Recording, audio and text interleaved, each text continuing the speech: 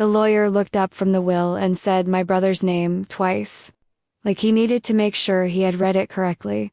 Because my father, a man who spent the last 6 years of his life unable to hold a pen steady enough to sign his own name, had apparently signed for bank transfers, 2 property transfers, and a business ownership, changed all in the 18 months before he died, all benefiting my brother, and every single signature was perfect.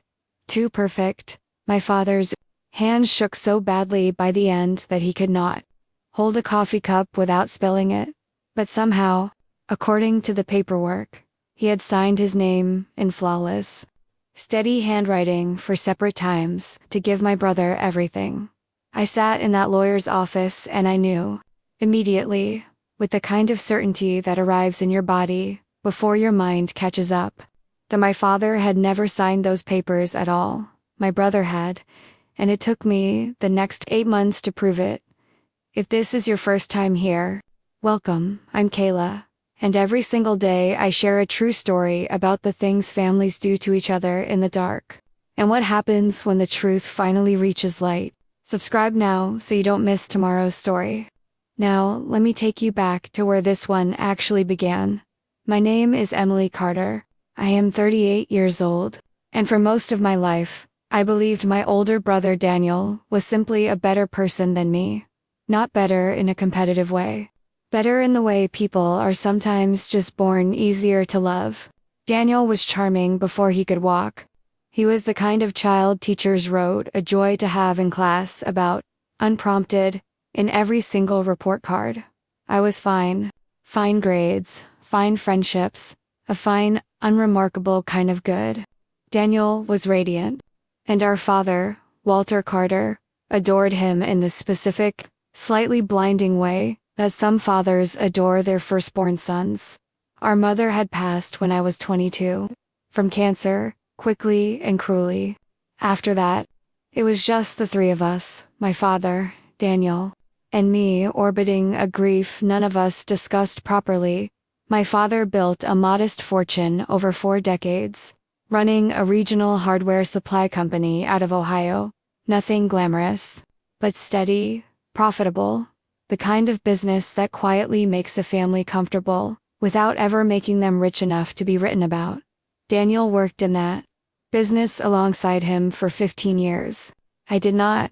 I became a physical therapist, married a good man named Josh, had 2 kids, and built a life 2 states away in Michigan that I loved and rarely complained about. I want to be honest about something before I go further. I was not close with my father in his final years. Not because of any dramatic falling out. Distance builds quietly, through missed calls, returned late, and holidays spent apart, and the simple attrition of 2 people who love each other but have stopped actively investing in staying close. Daniel, meanwhile, was there every single day. He worked beside our father at the company. He drove him to doctor's appointments once the Parkinson's diagnosis came, 6 years before my father died. He was, by every visible measure, the son who showed up. I used to feel guilty about that. I used to think Daniel deserved more of whatever our father had to leave behind, because Daniel had earned it through years of physical presence that I had not matched. I did not know, for most of those 6 years, what showing up was actually covering for. My father was diagnosed with Parkinson's disease when he was 6. It is a disease that takes things slowly, and then all at once. In the early years, it was a slight tremor in his left hand, barely noticeable unless you knew to look. By year 3, he could no longer sign his own checks reliably. My father, a man who had built an entire business on the strength of his own handwritten signature on contracts for 40 years, watched his handwriting deteriorate into something jagged and uncertain. He was embarrassed by it. I remember him showing me his signature once, during a visit, laughing in a way that was not really laughter. "Look at that," he said. "That does not even look like my name anymore." By year 5, my father needed help with almost everything. Daniel moved into the family home to be his full-time caretaker, alongside a rotating team of home health aides. I offered, from Michigan, to help financially and to visit more. Daniel told me it was handled. He told me, more than once, that I should focus on my own family and not worry. I believed him. I had no reason not to. What I did not know, what none of us knew, because Daniel made sure of it, was that somewhere in year 4 of my father's decline, Daniel began having him sign documents, not documents, my father understood that documents Daniel put in front of him during moments when my father was tired, medicated, and trusting, saying things like, just a formality for the business, or this is for your taxes. Dad, my father, who trusted his son completely, signed what was placed in front of him. Except he did not, because by year 4, his hands could not produce the signature that appeared on those documents. Daniel produced it for him. My father died on a Tuesday in February, 18 months ago, at 75 years old, in the home he had lived in for 30 years. I got the call from Daniel at 6:14 in the morning. I remember the time specifically because I have looked at that call log more times than I can count since Daniel's voice was steady. Grief-stricken, but steady. He told me Dad had passed peacefully in his sleep. He told me the hospice nurse had confirmed it around 5 a.m. He told me he had already called the funeral home. I flew to Ohio that same day. I sat with my brother in the house I grew up in, and we grieved together, and for those first few days, I felt closer to Daniel than I had in years. Shared loss does that sometimes. It collapses distance. The funeral was 11 days later. It was beautiful, in the specific way that funerals for beloved, ordinary men are beautiful, full of people whose lives my father had touched in small, accumulated ways over 4 decades. I stood beside Daniel at that funeral and felt, for the first time in a long time, like we were truly on the same side of something. I did not know that 6 days after the funeral, we would be sitting in a lawyer's office, and I would watch my brother's face very carefully while a will was read that gave him almost everything our father owned. The reading took place in a small conference room at a law office in Columbus. Just Daniel, myself, and Mr. Alan Reyes, the family attorney who had handled my father's affairs for over a decade. I expected an even split. My father, whatever his affections, had never once given me reason to think he would formally disinherit me. Even in his most Daniel-favoring moments, he had always said, in one form or another, everything gets split between you two. Mr. Reyes read through the will methodically. The house left jointly to both of us, to be sold and divided. A modest life insurance policy, split evenly. Some furniture, some personal effects, divided by mutual agreement. Then Mr. Reyes paused, and something shifted in his expression. There is something else I need to walk you both through, he said. Separate from the will itself. A set of transactions your father appears to have executed in the 18 months before his passing. He slid 4 documents across the table. The first was a transfer of ownership of Carter Hardware Supply, 100% of the business, transferred from my father's name into Daniel's name alone, dated 14 months before my father's death.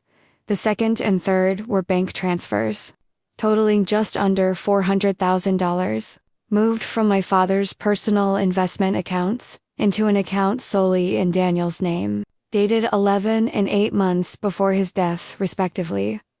The fourth was a transfer of the deed to a rental property my father had owned in Cincinnati, transferred fully into Daniel's name. 6 months before his death, I looked at the signatures on all 4 documents. They were unmistakably my father's signature, clean, confident, steady, the exact signature he had used for 40 years, running his business, before the tremors took it from him. I looked at Daniel. His face was very still. Dad wanted to make sure the business stayed intact. Daniel said quietly, he talked to me about it. He didn't want you burdened with something you'd have to manage from 2 states away. It sounded reasonable. It sounded like the kind of thing a dying father genuinely might have wanted. Except for one thing. I visited my father for months before the second bank transfer was dated. I had sat beside him at his kitchen table. and I had watched him try to sign a birthday card for my daughter. It took him almost 2 full minutes. His hand shook so violently that the pen skated sideways twice. What emerged at the end was a jagged, barely legible scrawl that looked nothing at all, like his name. I remembered thinking, in that moment, with a small, private ache, that I was watching my father's signature disappear along with the rest of him. And now, for months after that visit, there was a document supposedly signed by him in a hand so steady it could have belonged to a much younger, healthier man. I said nothing in that room. I signed the acknowledgement paperwork Mr. Reyes required. I shook Daniel's hand. I flew home to Michigan. And then I sat in my car, in my own driveway, for 40 minutes before I could make myself go inside. Because I understood, with total clarity, that my brother had stolen from our dying father, and had done it so carefully that he expected to get away with it completely. I want to be honest about the 8 months that followed, because they were not glamorous or cinematic. They were slow, quiet, and often deeply lonely. I did not confront Daniel immediately. I did not have proof yet, only a private, burning certainty and one memory of a shaking hand at a kitchen table that a court would never accept as evidence. I told Josh, my husband, everything. He was the only person I trusted with it in those early weeks. He asked me the question that ended up guiding everything I did next. What would your dad want you to do? I knew the answer immediately. My father was a fair man. An old-fashioned, sometimes emotionally distant man, but a fundamentally fair one. He would not have wanted his estate taken through deception. No matter how much he loved Daniel, I started with the medical records. I requested my father's full neurological history from his treating physician, Dr. Patricia Wynn, who had monitored his Parkinson's progression for 6 years. It took 3 weeks and 2 written requests. But I obtained a full record of his motor function assessments. The records were devastating, in the way that objective, clinical language can sometimes be more devastating than any emotional account.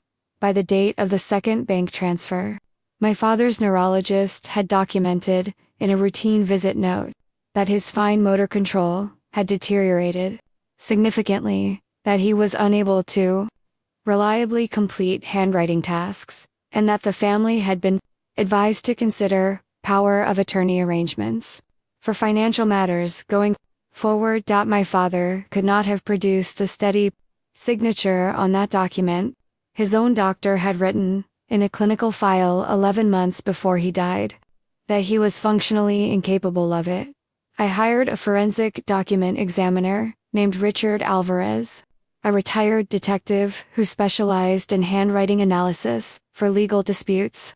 I sent him copies of all 4 signed documents alongside verified samples of my father's genuine, deteriorating signature from the same time period checks, cards, medical consent forms. His report took 6 weeks. When it arrived, it was unambiguous. The 4 disputed signatures showed what Mr. Alvarez called characteristics inconsistent with a hand affected by advancing Parkinsonian tremor and structural similarities suggestive of careful, deliberate replication rather than spontaneous production. In plain language, someone had practiced my father's old signature and forged it carefully, for separate times. I did not go to Daniel first with accusations. I went to him with a question, because I wanted to see what he would say before he knew what I already had. I called him on a Sunday evening. I asked him, casually, how he had managed to get Dad to sign those transfer documents, given how bad his hands had gotten by then. There was a pause on the line, just slightly too long. He had good days and bad days, Daniel said. Those were good days. Which specific days? I asked, because I have Dr. Wynn's notes from that exact period saying he couldn't reliably sign anything anymore. The silence that followed lasted almost 10 full seconds. Why? Are you looking at his medical records? Daniel said. His voice had changed. Not raised, quieter, and much harder. Because I have a document examiner's report saying those signatures were forged, I said. I'm not asking you what happened, Daniel. I'm telling you what I already know. I'm giving you one chance to tell me the truth before I take this further. He was quiet for a long moment. Then he said something I will remember for the rest of my life. I spent 6 years wiping our father, Emily. I fed him. I changed his clothes when he couldn't make it to the bathroom in time.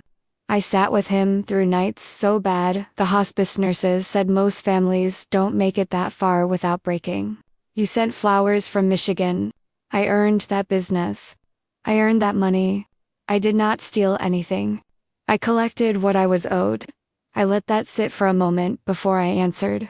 Then you should have asked him to give it to you honestly, while he could still choose, I said. Instead, you took the choice away from him and made it look like it was still his. That's not earning something, Daniel. That's stealing from a man who trusted you completely, at the exact moment he was least able to protect himself. He hung up on me. I did not want this to become a public spectacle. I did not want a courtroom, or a family torn permanently in two, or a story that turned my father's memory into a legal battleground. But I could not let it stand either. Not because of the money, specifically, though the money mattered, practically, for my own children's future, but because I could not accept my father's final, most vulnerable years being used, without his knowledge, to quietly rewrite his legacy. I filed a civil action to contest the 4 transfers, represented by an estate litigation attorney named Monica Feld, alongside Mr. Alvarez's forensic report and Dr. Wynn's medical records as core evidence. The case did not go to a dramatic public trial. Daniel's own attorney, once shown the forensic analysis and the medical timeline together, advised him that contesting it in open court carried serious risk, not just financial, but the possibility of criminal referral for elder financial exploitation and forgery. Given the clarity of the evidence, after 6 weeks of negotiation, Daniel agreed to a settlement. The business would be sold, with proceeds split according to what the original will had actually intended, evenly between us. The rental property in Cincinnati would be sold, proceeds split the same way. The transferred bank funds would be returned to the estate and distributed according to the will. Daniel did not go to prison. I want to be honest about that, because some people expect this story to end with handcuffs, and it did not. Part of the settlement included my agreement not to pursue criminal charges in exchange for full financial restitution. I made that choice deliberately, not for Daniel's sake, entirely. For my own peace, and because I did not believe putting my brother in prison would have given my father back the years that were taken from his final choices. Daniel and I do not speak anymore. Not out of dramatic estrangement, but out of a quiet, mutual understanding that there is nothing left to say that would not simply reopen the same wound. I think about my father often. Not about the money, that part settled itself into something manageable. Something that let me set aside real savings for my children's education, which I know, somewhere, would have made him happy. I think instead about that afternoon at his kitchen table, watching his hand shake over a birthday card, watching him fight so hard to leave behind something as small as his own name in careful ink. He never got the chance to leave his name behind on his own terms in those final documents. Someone else did that for him, in his own hand's memory, without his knowledge. I could not give him back those choices, but I could make sure that the last true record of what he actually wanted, the will he had signed decades earlier, in his own strong hand, while he could still hold a pen steady, was the one that mattered in the end. I built a small memorial scholarship in his name at the community college near our hometown, funded partly from the settlement for students studying small business management. It felt right. It felt like something built from what was taken, given back in a form that could not be forged. I do not know if Daniel and I will ever speak again. Some days I hope we will. Most days I have made peace with the possibility that we will not. What I know for certain is this: the version of my father that mattered most, the one who built something honest over 40 years and wanted it divided fairly between his children, was the one I fought for, and I would do it again. Before you go, I want to ask you something. Have you ever had to fight to protect the truth about someone you loved, even after they were gone? Have you ever discovered that someone you trusted completely had been quietly rewriting the story while everyone else was simply grieving? Drop the word signature in the comments if this story reached something real in you. And if you're new here, subscribe. Every single day I share a new story about the things families do to each other, and the people who found the courage to face it. I'll see you in the next one. Kayla's Dark Truth.